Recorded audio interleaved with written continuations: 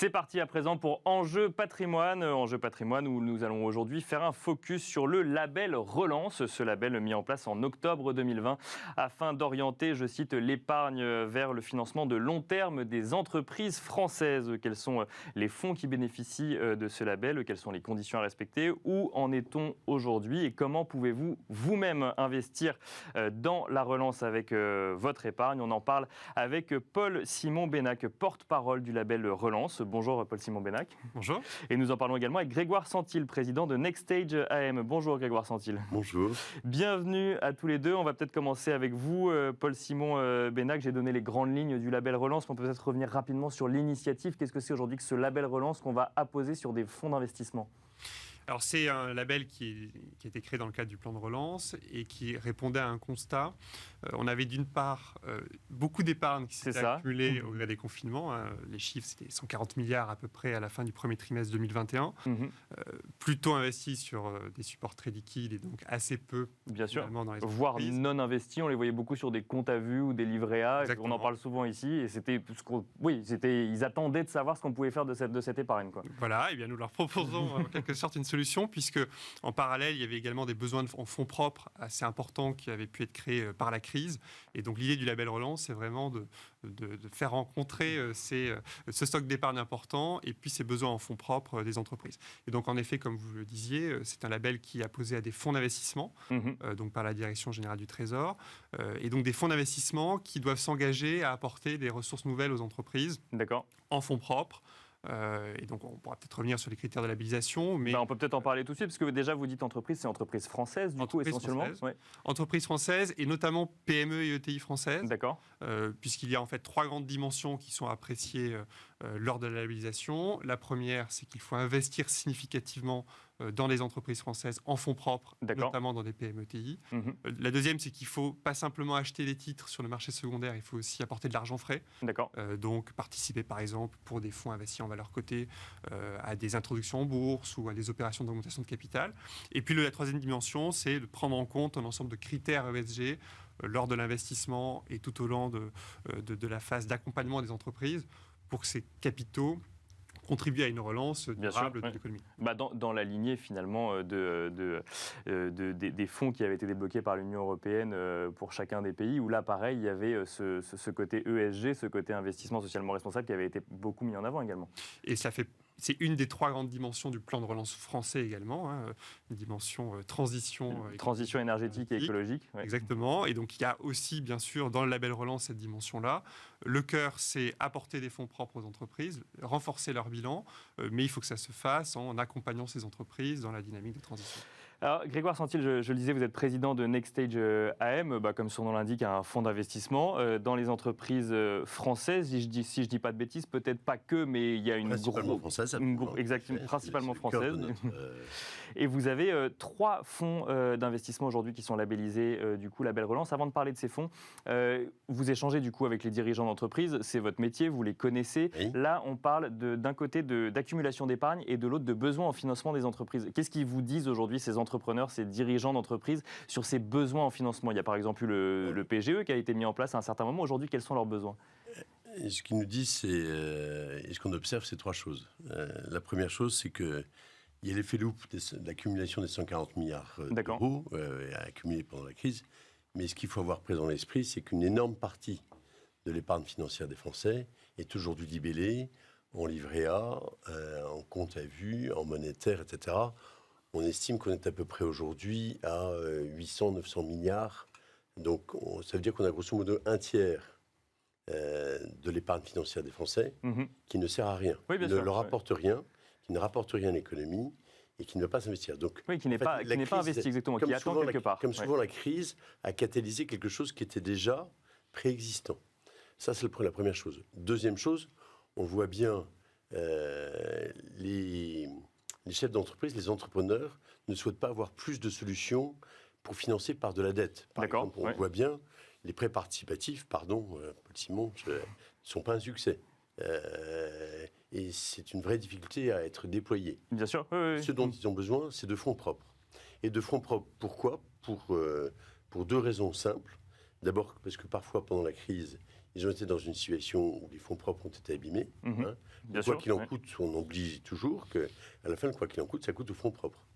Et deuxième point, c'est que la crise qui catalyse des tendances de fonds qui sont préexistantes fait apparaître des besoins d'accélérer sur l'innovation, sur l'innovation environnementale, sur le digital, sur la santé intelligente.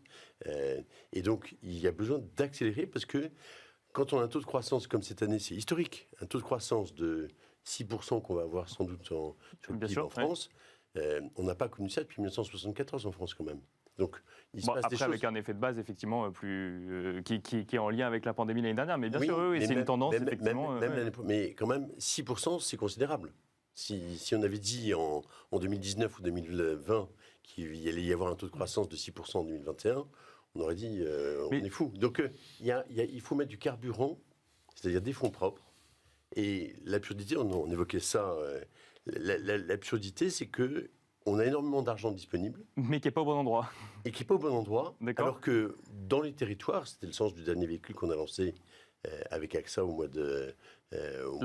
c'était Pépite et Territoire, c'est ça, oui. Territoire, c'est qu'on est dans une situation où les PME et les ETI, elles ont besoin de fonds propres pour accélérer. Mais c'est ça qui est intéressant, parce qu'on en parle souvent dans cette émission, notamment quand on parle via l'investissement, c'est l'accélération des tendances avec la pandémie. On parle notamment du télétravail ou du e-commerce, c'est deux choses qui reviennent très régulièrement. Et là, ce que vous nous dites, Grégoire Santil, c'est que du coup, concrètement, il faut que les entreprises puissent suivre cette accélération, et pour ça, il faut qu'elles puissent investir. Absolument, mais c'est assez simple. Il y avait, avant que la pandémie démarre, une révolution industrielle qui était déjà en cours. J'avais écrit un bouquin. Bien sûr, oui, ça c'est sûr. Sur le sujet. Il y a 3 tendances de fond. Le digital, elle existe depuis 1994. L'innovation environnementale, Tesla en est la démonstration éclatante. Et la santé intelligente, on l'a bien vu avec l'enjeu, par exemple, de l'ARN messager. Bien sûr. Voilà. Ça, c'est les 3 transformations majeures. Voilà. Et puis, dans le digital, un des sous-ensembles, c'est évidemment le télétravail, qui est un impact sociologique. Mais pour financer ces opportunités, ce qu'il faut, c'est des fonds propres, c'est pas de la dette. Et alors du coup, 3 fonds lancés. Alors, on va revenir sur Nextage AM. Il y a combien de fonds aujourd'hui labellisés Label Relance? Vous avez le chiffre ou ça évolue tellement qu'on peut donner qu'une tendance? Il y a un chiffre précis arrêté à un instant T ou... Alors nous allons franchir la barre des 200 fonds labellisés Relance. Ce qui est très satisfaisant parce que, alors au-delà du chiffre lui-même, ce qui est important, c'est que les épargnants qui souhaitent participer à la relance puissent trouver un placement qui... Oui, il faut qu'il y ait une offre, effectivement. Il faut qu'il y ait une offre. Et donc, si on avait eu des critères extrêmement restrictifs, en ciblant certains secteurs uniquement, on aurait fini à 30-40 fonds et les épargnants n'auraient pas pu trouver un placement qui leur correspond. Alors que là, avec 200 fonds, alors il y a des fonds de capital investissement, il y a des fonds qui sont investis en valeur cotée. Oui, c'est ça. Donc, mais il y a différents valeurs cotées, donc on investit directement sur les marchés financiers, c'est possible aussi. On n'investit pas forcément en private equity. C'est possible aussi, à condition toujours que les PME soient également soutenues dans cette démarche et qu'il y ait de l'apport d'argent frais. Et ça, pas simplement l'acquisition d'actions sur les marchés, ce qui est bénéfique aussi, mais qui n'est pas le sujet du label relance. Voilà. Pas l'unique en tout cas. Voilà. Donc là, ce qui est intéressant, c'est que nous avons différents profils de risque et de liquidité. On parlait de fonds lancés avec AXA récemment ou de fonds de capital investissement. Nous avons des fonds parmi la gamme de produits proposés aux épargnants qui sont plus liquides que des fonds de capital investissement classiques et qui permettent aux épargnants donc, de retirer leur argent, pas au bout d'une période de 10 ans comme c'est le cas habituellement, mais à des échéances éventuellement plus régulières s'ils en ont le besoin. Et alors comment on fait ça concrètement parce qu'on en parle souvent de capital investissement dans cette émission et effectivement ce que nous disent les gens en plateau c'est de l'épargne de long terme. Là, ce que vous nous dites, c'est qu'il y a des solutions qui font en sorte que ce soit de l'épargne d'un peu moins long terme, en tout cas si on le veut. Alors, on reste sur un horizon de placement recommandé de long terme, bien sûr. En revanche, ce qui peut être un blocage pour l'épargnant pour investir dans des fonds de capital investissement et donc dans des PME ETI non cotées, c'est cette idée que son épargne va nécessairement, quoi qu'il arrive, être bloquée. C'est ça, il y a des possibilités de déblocage. Il y a des possibilités de déblocage et ce sont des fonds qui sont commercialisés dans certains cas par l'assurance vie, donc dans un support d'épargne qui est quand même assez liquide. Donc c'est simplement pour illustrer le fait qu'avec 200 fonds labellisés, nous pouvons désormais proposer à tout épargnant qui souhaite investir dans la relance différents produits, y compris sur le capital investissement avec différents niveaux de liquidité. Et donc ça, c'est quand même très porteur pour mobiliser l'épargne à grande échelle en faveur de la relance. Alors Grégoire Santil, je vais vous proposer un petit exercice de pédagogie avec exemple de vos fonds à l'appui. Concrètement, aujourd'hui, j'ai un surplus d'épargne qui est sur un compte à vue. J'ai envie d'investir dans la relance parce que j'ai entendu le gouvernement dire qu'on voulait au deuxième trimestre 2022 revenir à un niveau d'avant pandémie. concrètement, quand je veux investir dans la relance, qu'est-ce que je fais et j'investis dans quoi? Alors, écoutez, c'est très simple.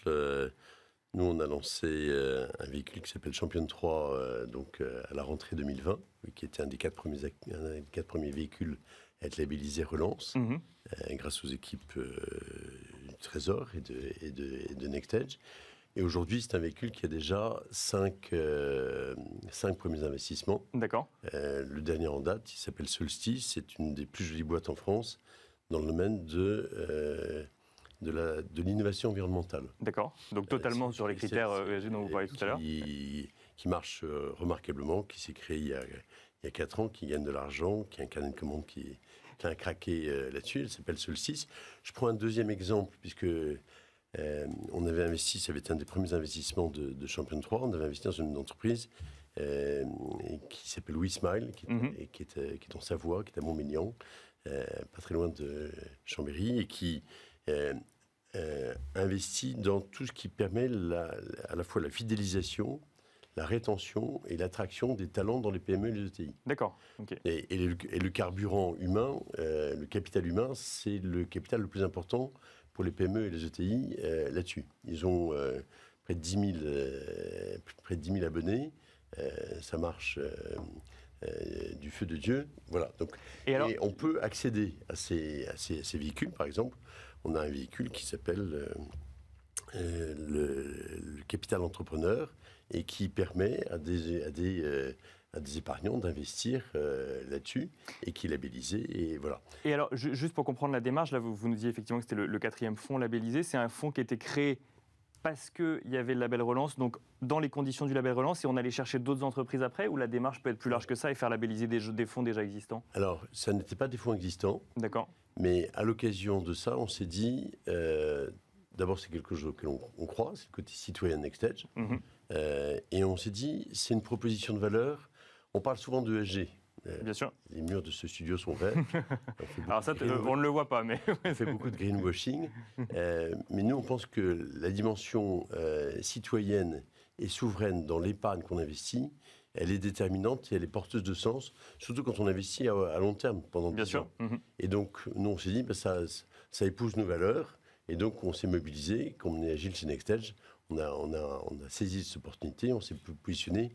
Je crois qu'on est un des acteurs les plus proactifs sur les questions du fonds de relance, et j'en suis fier. Et alors là, vous nous avez effectivement expliqué un petit peu comment vous investissiez, quelle avait été la réaction. Quand on est épargnant et qu'on veut investir, du coup, c'est quoi via son assurance vie? Quelles sont les questions qu'il faut se poser? Parce que, j'agrandis un peu la question. Le private equity, c'est un sujet de professionnel. Quelles sont les questions qu'on doit se poser quand on est épargnant et qu'on veut investir, notamment en capital investissement? Alors, nous, on existe depuis près de 20 ans, depuis 2002. L'année prochaine, c'est notre 20e anniversaire, c'est le début de l'âge adulte.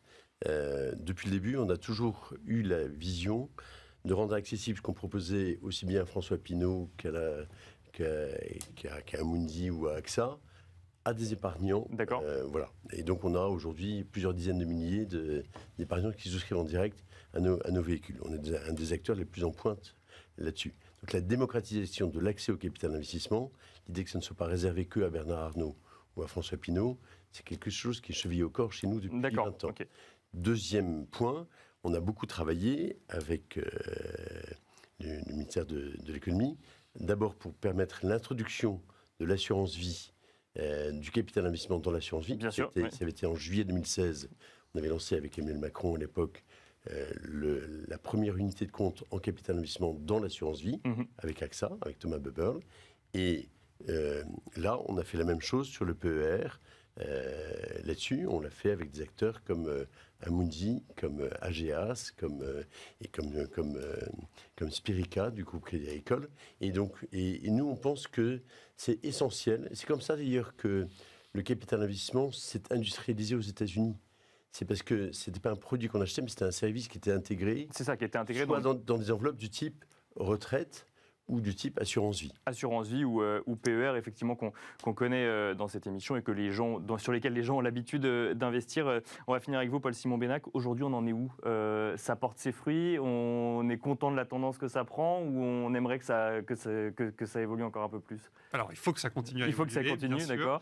Ce qui est très important, Grégoire Santil parlait de démocratisation du capital investissement et plus globalement de démocratisation de l'investissement en fonds propres. C'est un enjeu très important. Il faut qu'on arrive à mobiliser l'épargnant, y compris avec le label Relance, sur ces thématiques-là. Et aujourd'hui, nous avons un tiers des fonds labellisés Relance qui sont accessibles par l'assurance vie. D'accord. Donc, c'est un canal de souscription parmi d'autres, mais c'est un canal de souscription souvent privilégié par les Français. Et donc, il faut prolonger cette tendance, bien sûr. Alors, nous avons déjà quelques retours positifs. Alors, bien sûr, ça fait 1 an simplement que le label a été lancé. Donc, c'est encore un peu tôt pour avoir le recul suffisant et pour vraiment apprécier la dynamique. Mais il y a une dynamique très positive sur les labellisations, donc une très bonne appropriation du dispositif par les sociétés de gestion qui peuvent continuer, bien sûr, à déposer des dossiers. Il y a une bonne appropriation du label également par les distributeurs, avec des assureurs qui structurent des unités de compte autour de cette dimension de la relance. Et donc maintenant, il faut que le 3e étage se mette complètement en place, les épargnants, donc, qui continuent et qui s'approprient de plus en plus ce label, parce qu'on a besoin donc, de leurs investissements pour soutenir l'économie française dans cette phase. Merci beaucoup, Paul-Simon Bénac, porte-parole du label Relance, et Grégoire Santil, président de Next Stage AM, de nous avoir expliqué un peu plus en détail ce label Relance et ce dans quoi on investissait concrètement. On se retrouve tout de suite dans la deuxième partie de Smart Patrimoine.